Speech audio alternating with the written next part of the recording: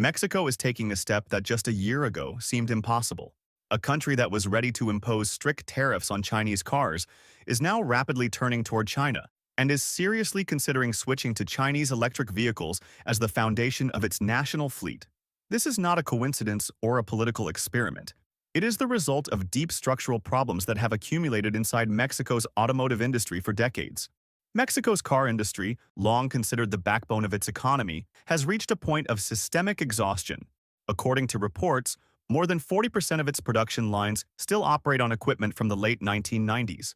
Investment in modernization has fallen almost by half over the last decade, and qualified specialists are leaving for the U.S. because of the wage gap.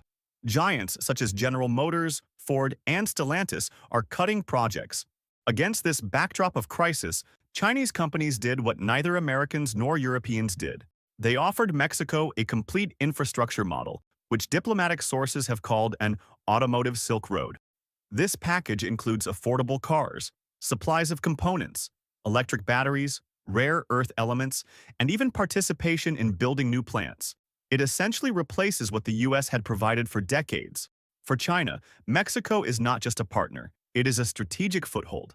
Mexico is the largest exporter of cars to the U.S., with over 80% of its production going north. For Beijing, this is a golden opportunity to gain tariff-free access to the U.S. market by bypassing political restrictions. Major Chinese brands like BYD and Geely are already negotiating to build plants in northern Mexican states, and this investment could become the largest in the country's history since the USMCA agreement. This shift is causing panic in Washington. For the United States, it is seen as a blow in the back. The U.S., particularly under the Trump administration, built its trade policy on pressuring Mexico into economic loyalty. Ironically, that very pressure pushed Mexico toward Beijing. The Mexican response is simple. You had 20 years to help us. China did it in one. The reason Chinese cars are at the center of this is simple. China offers what no one else can. Their electric vehicles cost 30 to 40% less than American models.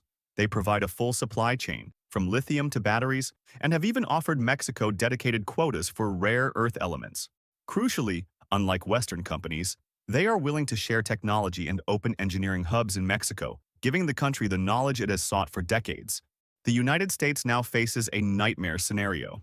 If Mexico becomes part of China's automotive architecture, the American market could be flooded with Chinese vehicles that enter tariff-free under the USMCA as Mexican cars. U.S. senators are already demanding a revision of the trade agreement, but analysts believe it is too late. Supply chains are already being rebuilt. For China, this alliance is a strategic breakthrough. For Mexico, it is a chance to modernize its dying industry and become a world-class industrial center, rather than just America's assembly workshop. For the United States, it is the beginning of the most painful geoeconomic transformation on its southern border since NAFTA.